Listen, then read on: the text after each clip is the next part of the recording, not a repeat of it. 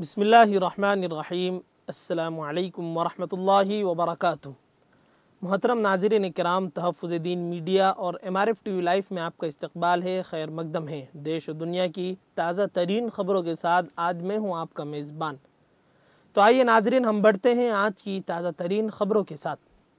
नाज़रीन, ज़रई क़वानीन के ख़िलाफ़ किसान तहरीक का आज 53वां दिन है और हुकूमत और किसानों के दरमियान तअत्तुल बरक़रार है। किसान नए ज़रई क़वानीन की वापसी पर बज़िद हैं, जबकि मरकज़ी हुकूमत क़वानीन वापसी का इरादा नहीं रखती।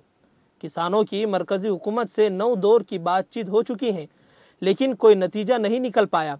अब 19 जनवरी को एक मरतबा फिर बातचीत होगी, लेकिन इसमें भी नतीजा निकल पाने की उम्मीद कम ही है।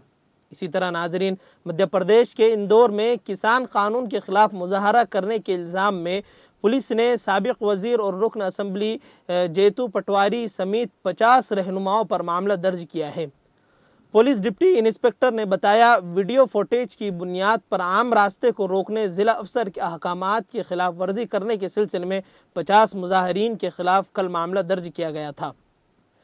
नाज़रीन, काफ़ी वक्त से जेल में मुक़य्यद और तकरीबन 100 मुक़द्दमात का सामना करने वाले समाजवादी पार्टी के लीडर मोहम्मद आज़म खान को इस वक्त एक और बड़ा झटका लगा है, जब उनकी रामपुर में वाक़े जौहर यूनिवर्सिटी के 1400 बीघा ज़मीन को हुकूमत के नाम पर दर्ज कराने का हुक्म दिया गया।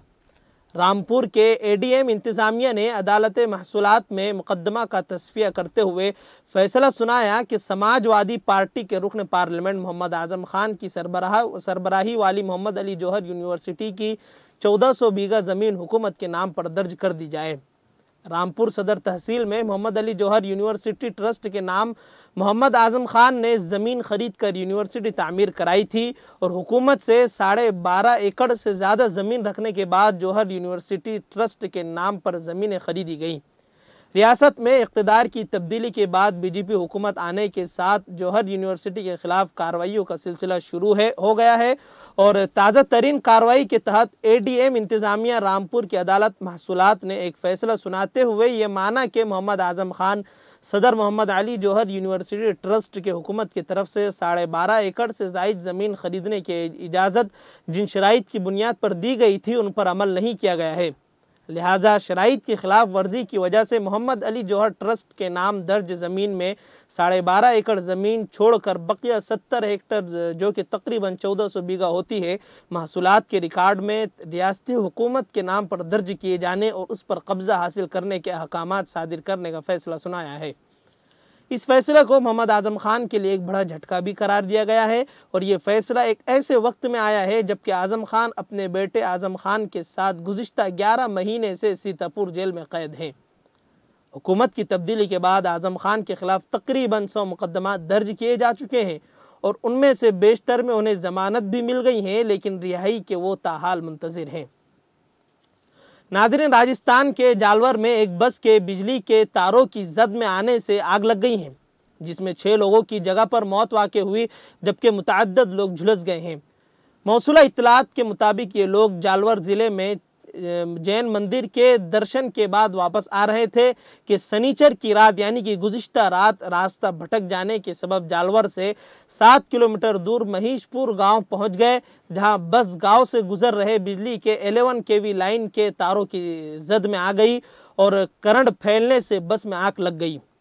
हादसे में बस ड्राइवर और कंडक्टर और 3 ख़वातीन समेत 4 लोगों की झुलसकर मौत हो गई, जबकि दिगर झुलसे लोगों को जालवर ज़िला अस्पताल में दाखिल कराया गया है, जहां कुछ लोगों की हालत संगीन होने के सबब उन्हें जोधपुर भेज दिया गया है। नाज़रीन, social democratic party of India यानी कि SDPI ने मंगलुरु शहर में SP ऑफिस चलो एहतजाज का इनेकाद किया और हाल ही में दक्षिण कन्नड़ा में हुए पंचायत इंतखाबात के नताइज के बाद पोलिंग बूथ के सामने पाकिस्तान जिंदाबाद के नारे लगाने वाले BJP कारकुनान की गिरफ्तारी का मुतालबा किया। हज़ारों पार्टी कारकुनान ने SP ऑफिस की तरफ मार्च किया और Mangalore city police commissioner Sushi Kumar को मेमोरेंडम सौंपा। SDPI ने मेमोरेंडम में मुतालबा किया है कि पाकिस्तान जिंदाबाद के नारे लगाने के इल्ज़ाम में जिन मासूम मुस्लिम नौजवान को बगावत का मुकदमा दर्ज करके गिरफ्तार किया गया है, उनको फौरी तौर पर रिहा किया जाए और इस मामले में गलत बयानी और गलत इक़दामात करने वाले पुलिस सब इंस्पेक्टर ननंद कुमार को मुअत्तल किया जाए।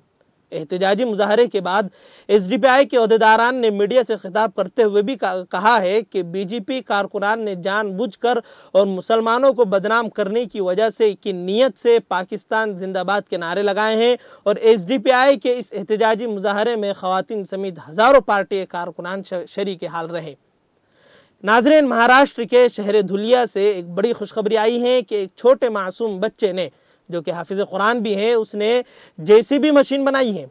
हाफिज़ शाकिर हुसैन के फर्जंद हाफिज़ हंजला ने एक बड़ा कारनामा अंजाम देकर दुनिया को ये पैगाम दिया है कि आप इल्म दीन के साथ दुनिया के भी बड़े बड़े काम कर सकते हैं।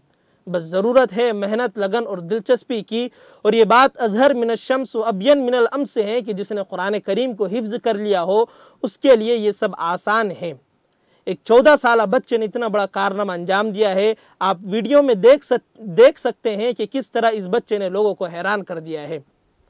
खैर नाज़रीन, आज की ताज़ा तरीन ख़बरों में बस इतना ही। फिर इंशाअल्लाह मुलाकात होगी। अस्सलामु अलैकुम वरहमतुल्लाहि वबरकातुहू। मदहोश नहीं बेदार है हम, हर आहट पे तैयार है हम। समझे न कोई गाफिल, हंस दो इस मुल्क के पहरेदार है हम। मदहोश नहीं बेदार